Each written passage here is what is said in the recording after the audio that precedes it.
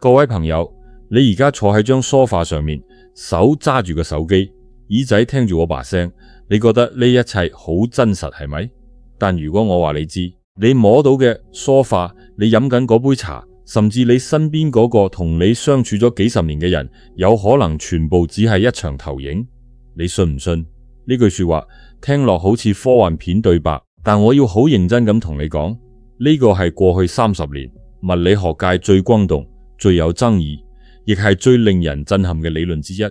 佢有個名堂叫做宇宙詮釋理論，而呢個理論背後嘅出發點，竟然同2000年前一個中國古人嘅夢境不謀而合。嗰個古人就係莊子，佢發夢變蝴蝶，醒咗之後分唔清到底係莊周夢蝶定係蝶夢莊周。當年佢老人家嘅迷茫，今日物理學家用最頂尖嘅科學研究，嘗試緊俾一個答案出嚟。我呢條片會同你講清楚3件事：第一，宇宙詮釋理論到底講緊乜？第二，點解世界最聰明嗰班物理學家會信呢套嘢？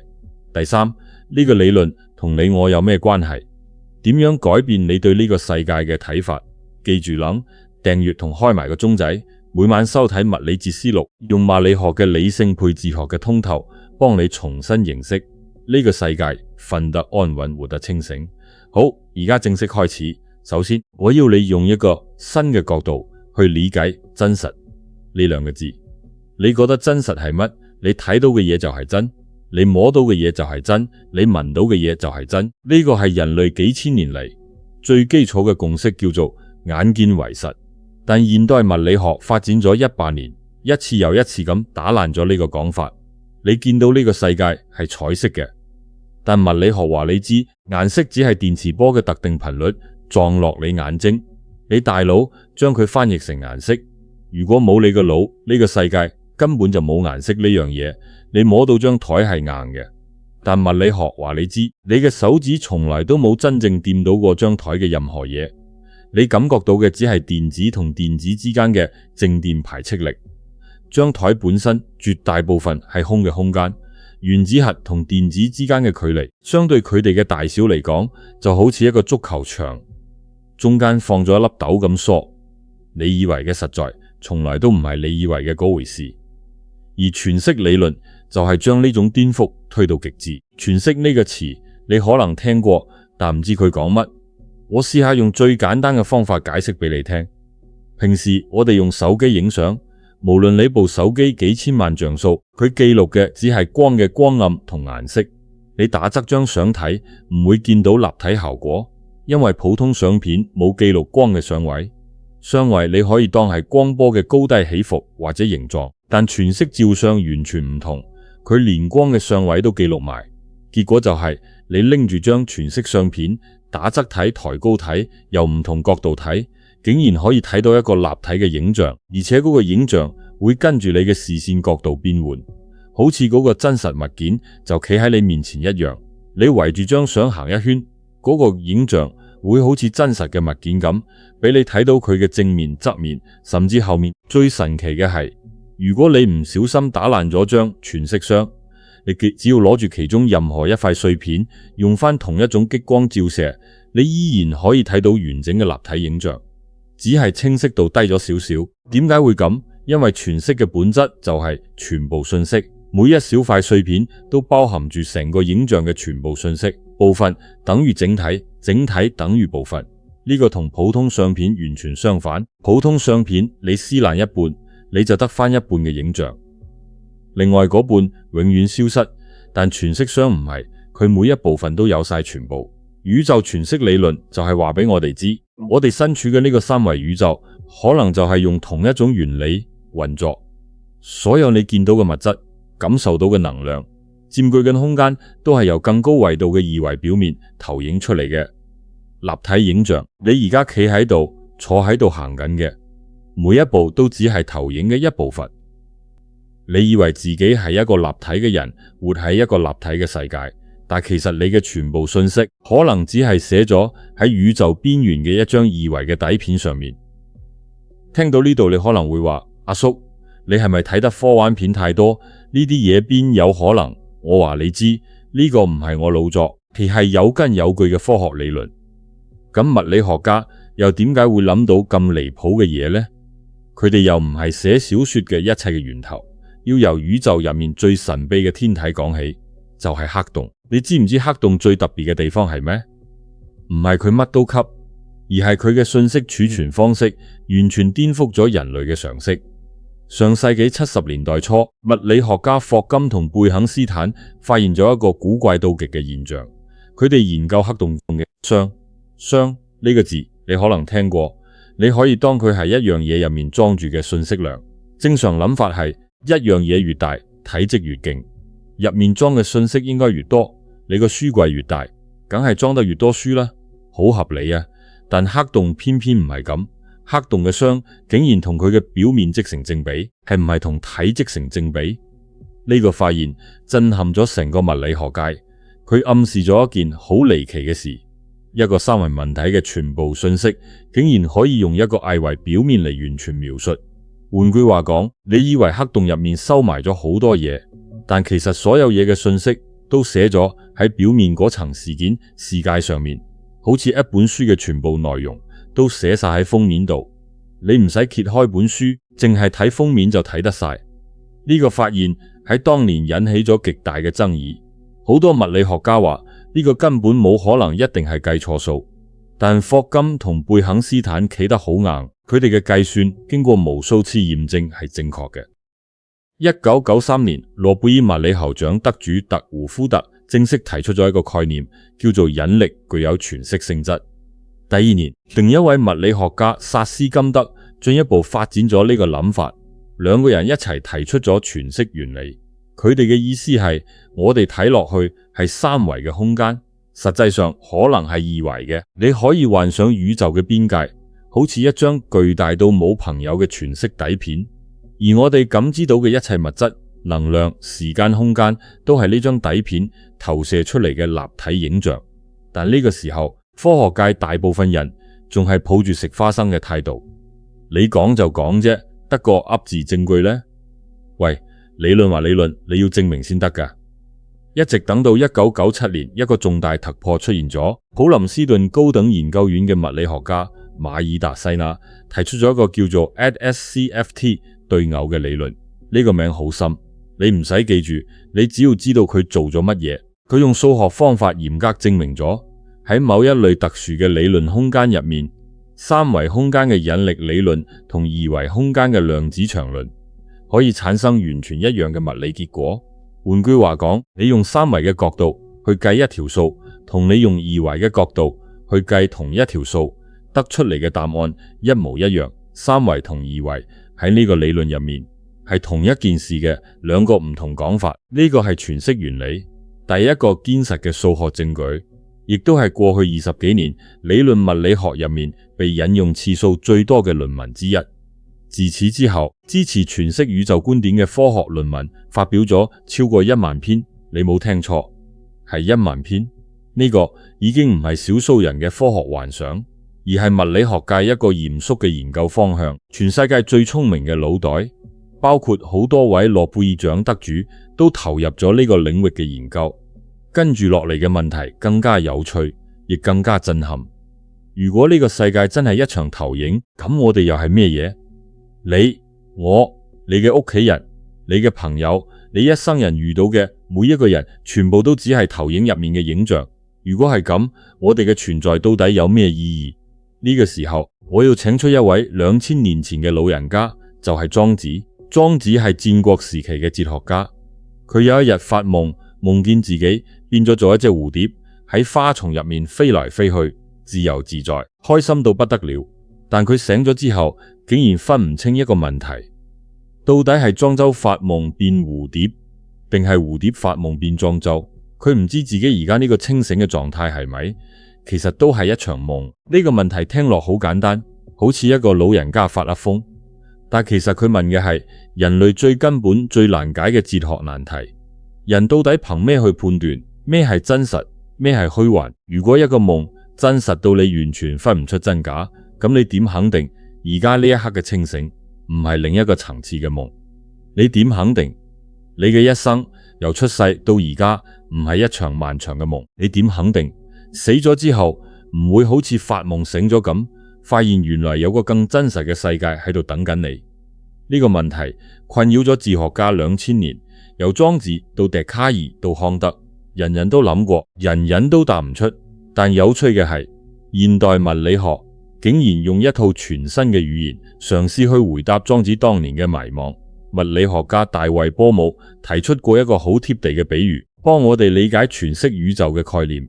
佢叫呢個做魚缸，比如你幻想有一個長方形嘅魚缸入面養咗一條魚，有兩部攝影機，一部喺魚缸正面影，另一部喺側面影，兩部攝影機嘅畫面分別喺兩部電視機播出嚟。如果你唔知背後嘅 setup，淨係望住兩部電視，你會以為自己睇緊兩條唔同嘅魚，因為佢哋嘅形態同動作都好似有少少唔同。側面睇嗰條瘦啲，正面睇嗰條闊啲，但其實你睇緊嘅係同一條魚，只係角度唔同。如果你淨係睇其中一部電視，你會以為嗰條魚就係全部嘅真實。但如果你企高啲，睇到兩部電視同一時間嘅畫面，你會發現佢哋之間有關聯，佢哋係同一樣嘢嘅兩個投影。波姆話：我哋嘅處境就係咁。你以為係一個獨立嘅就係咁，你以為自己係一個獨立嘅個體，同你太太同你個仔女係完全分開嘅人。你以為你同呢個世界係分開嘅，你係你，世界係世界，但其實你同宇宙萬物全部都係互相關聯嘅整體。你以為嘅我同你嘅分別，可能只係因為我哋企喺唔同嘅角度去睇同一個全息圖。你入面有宇宙嘅全部信息，宇宙入面都有你嘅全部信息。你唔係宇宙入面一粒微塵咁簡單，你係宇宙嘅全息單元。你本身已經包含咗宇宙嘅全部。如果你問物理學家呢個講法有冇科學根據，佢會同你講，量子力入面有一個現象叫做量子糾纏。量子糾纏就係兩個量子粒子一旦發生過糾纏，無論抗佢哋之後相隔幾遠，就算一個喺地球，一個喺銀河嘅另一邊，其中一個嘅狀態改變，另一個會喺同一瞬間作出對應嘅改變，中間完全冇時間延遲。將呢邊嗰粒轉一轉，嗰邊嗰粒即刻跟住轉，完全唔使時間，快過光速。愛因斯坦曾經笑稱呢個現象做鬼魅般嘅超距作用。佢覺得呢個實在太離譜，一定係量子力學有問題，一定係有啲隱藏嘅變數未揾到。佢話上帝唔會擇煞而之，亦唔會容許呢種超光速嘅鬼魅存在。但過去幾十年，無數嘅實驗反覆證明咗量子糾纏係真嘅。愛因斯坦今次真係錯咗，呢個世界就係咁鬼魅，就係咁唔合理，就係咁顛覆常識。如果宇宙真係一個全息投影，量子糾纏就可以理解為投影源入面信息嘅瞬間傳遞。兩個粒子本來就係同一個全息圖嘅唔同部分，佢哋從來都冇真正分開過，所以無論相隔幾遠，都可以即時回應對方。好似你同你個兄弟，就算一個移居咗加拿大，一個留喺香港，你哋始終係同一個阿媽生嘅，你哋嘅血脈從來冇斷過。呢個諗法對於我哋呢啲年紀嘅人嚟講，其實好窩心。你掛住嗰個已經離開咗嘅人，你懷念嘅先人，你幾十年冇見嘅老朋友，佢哋嘅信息可能一直喺宇宙嘅全息圖入面，從來都冇消失過，亦從來都冇同你分開過。你以為佢哋走咗，但從全息嘅角度，佢哋只係換咗一個形態，繼續存在喺同一個全息圖入面。你同佢哋嘅糾纏從來都冇斷過。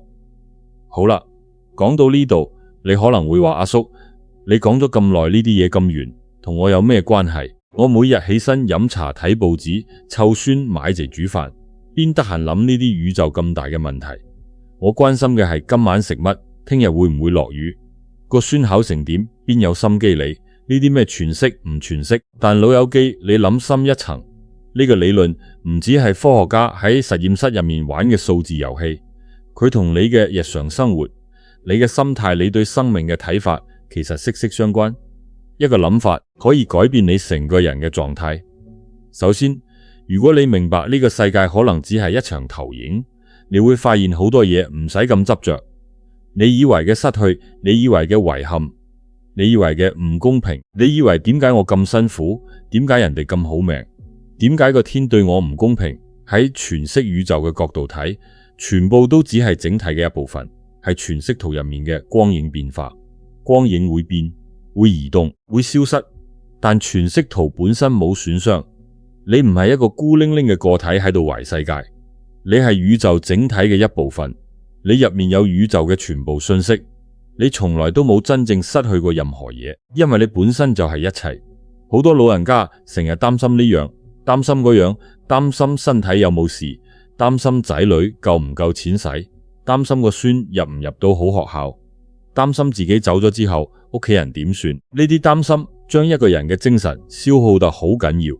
但如果用全息嘅眼光去睇，你會發現你擔心嘅嘢喺全息圖入面只係微小嘅波動。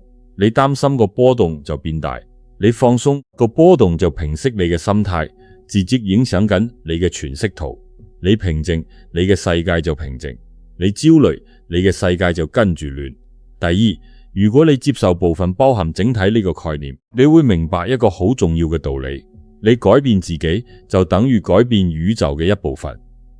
你今日對人好啲，對自己寬容啲，放低一啲幾十年嚟諗住嘅冤屈，原諒一啲你以為永遠唔會原諒嘅人，呢個改變會透過全息嘅連結影響成個宇宙。你唔係一個冇用嘅老人家，你係宇宙整體嘅一個重要單元。你嘅每一個善意嘅念頭都喺度改善緊成個宇宙嘅信息場。有科學家推測，我哋嘅宏觀世界好似一個由類似像素嘅亞原子信息微粒構成嘅巨大顯示器。你今日嘅每一個念頭，每一個選擇，每一啖氣，每一個微笑，每一次皺眉，都喺度刷新緊你嘅顯示器嘅畫面。你唔係被動咁過日子，你係主動咁參與緊宇宙嘅創造。你以為你只係坐喺度聽我講嘢，但其實你嘅聆聽本身已經係宇宙全息圖更新嘅一部分。第三，量子糾纏話俾我哋知，呢個世界根本唔係獨立個體組成嘅，而係一個互相關聯嘅整體。你以為你同你隔籬嗰個師奶冇關係，你甚至可能好憎佢，因為佢成日嘈嘈閉。但從量子嘅層面，你同佢嘅粒子可能幾億年前喺同一粒星入面糾纏過，你哋嘅關聯深到你無法想象。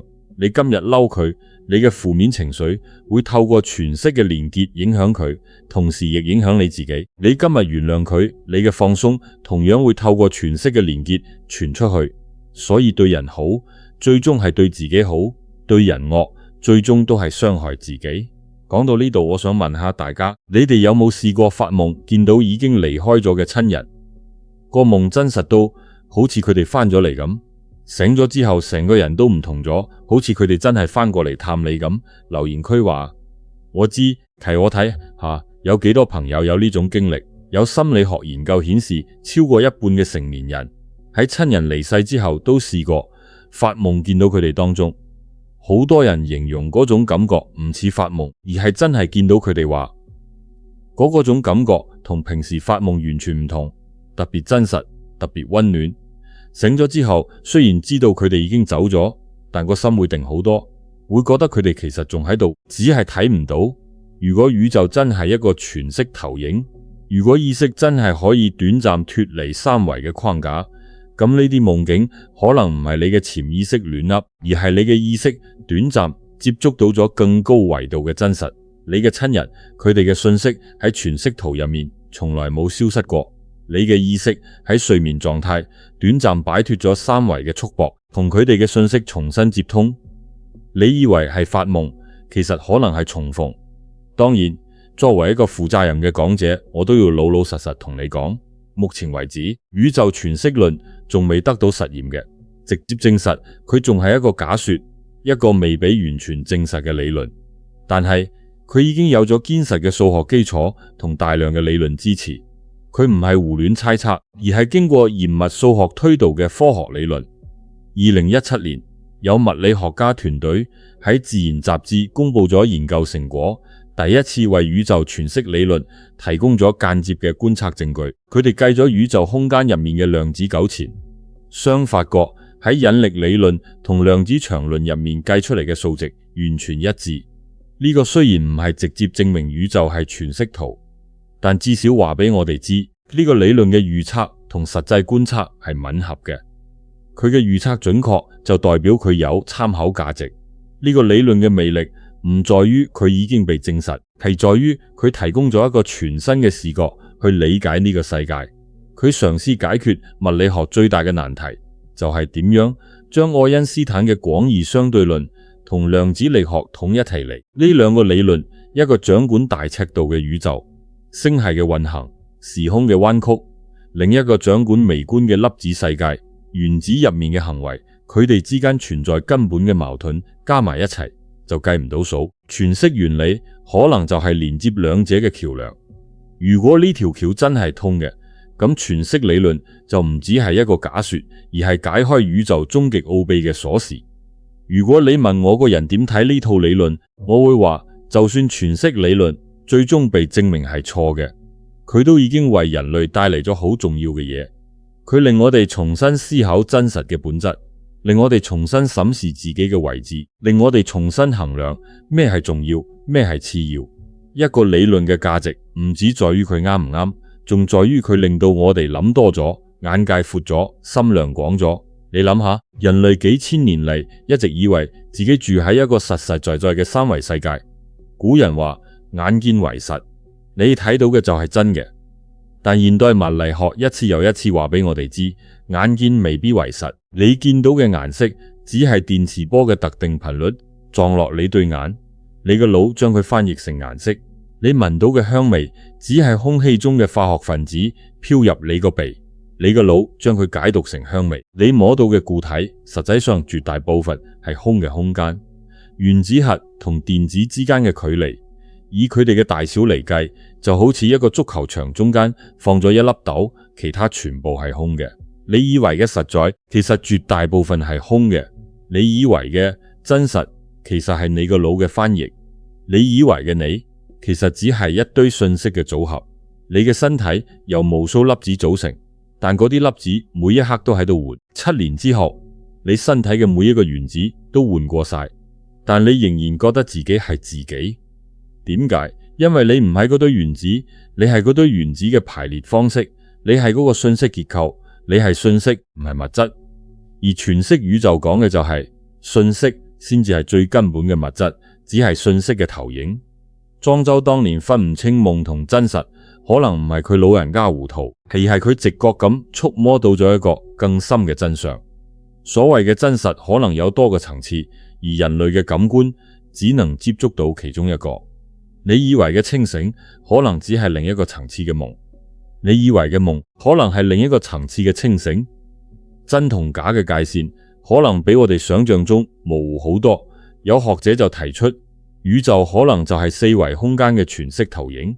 我哋而家經歷嘅人生，生老病死、貧富愛恨、離合聚散，喺更高維度嘅視覺下，就好似一套電影入面嘅劇情，既真實又虛幻迷。